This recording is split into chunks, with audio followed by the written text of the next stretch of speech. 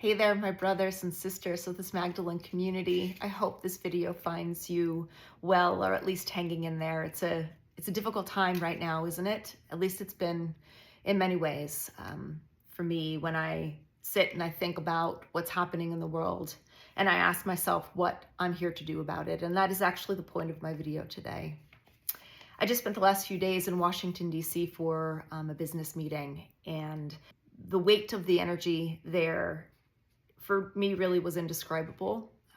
It was very difficult just to be there. It was very difficult to hold. It's not that I saw or experienced anything. There's just this eeriness and a deep knowing that we are in the midst of a massive, massive change, transformation, and we need to prepare for what's coming.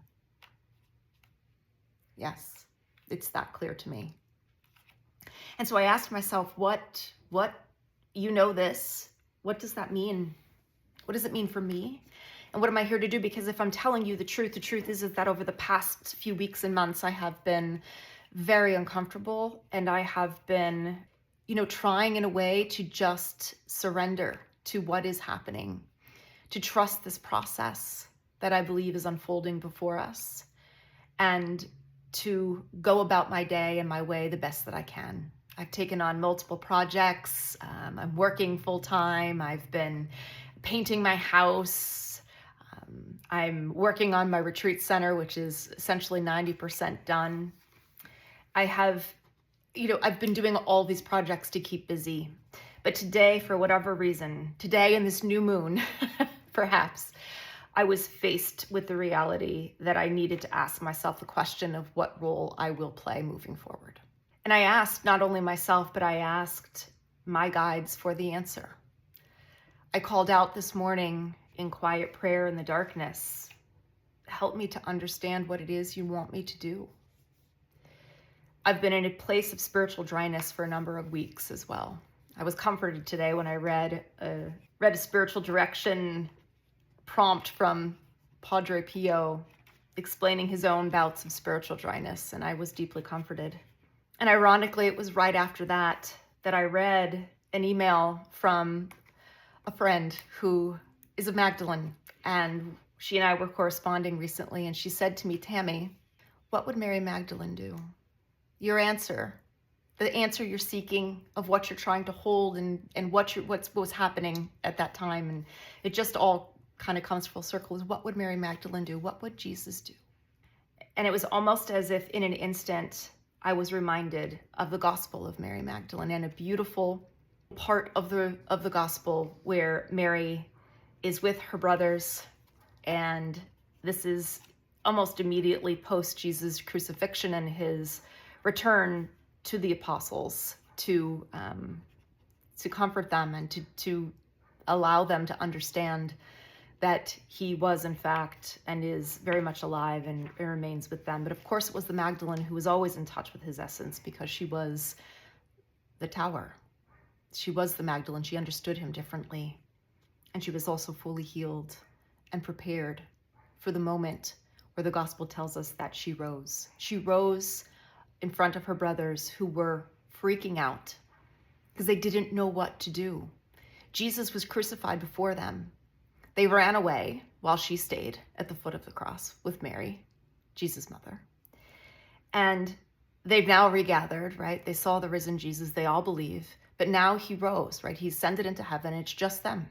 And they're freaking out in this room.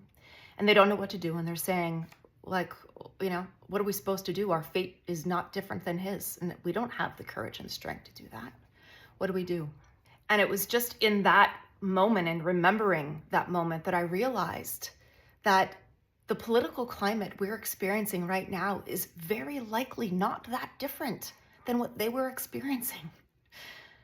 Yes, it was a time of the Romans and the Jews and their own internal fighting, and then internal fighting within the Jewish sects. And I did some reading today, and I believe I'm not wrong. I think that it was pretty similar at least in that there is a lot of unrest.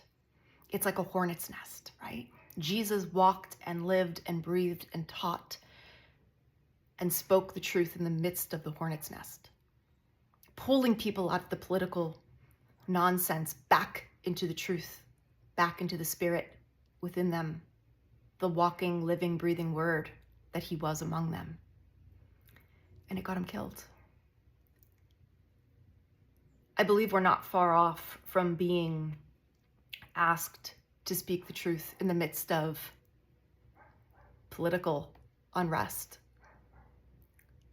to do what Jesus did with great grace and love and peace, to stay out of the politics but into the heart.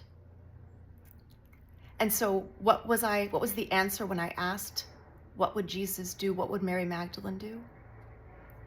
Mary Magdalene rose in front of her brothers and she said, she embraced them all and she began to speak to her brothers. This is from the Gospel of Mary Magdalene. This is page 9, verses 12 through 19. Mary arose.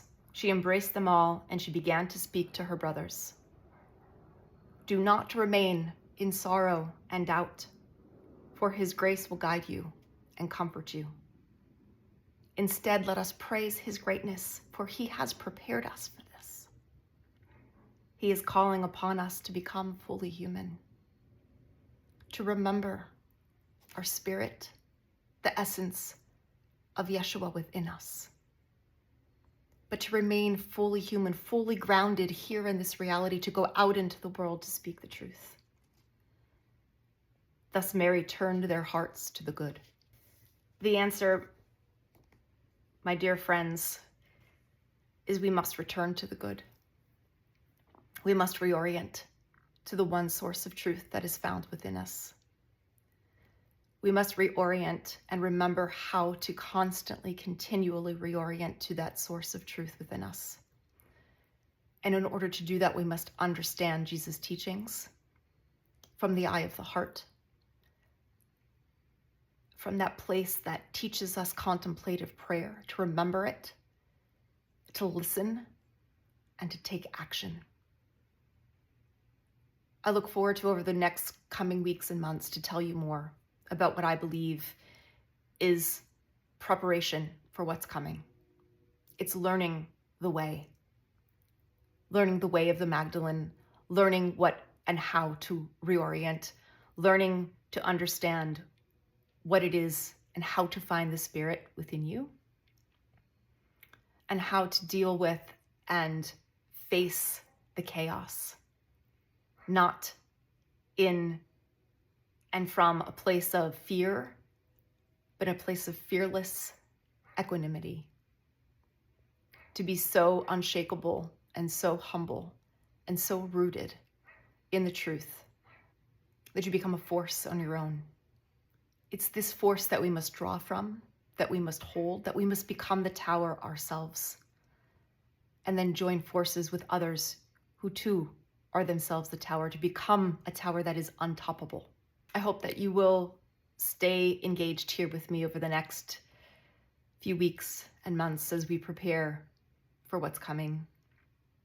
I know this is the way, and I believe this is the answer. At least this is my call of what I'm here to do, is to speak what I know, to preach what I believe is the truth, and to teach others to remember their own power and the truth that lives and wants to be lived through them. And so thanks for being here. And I hope to see you here and see you engaged here very soon. Stay tuned.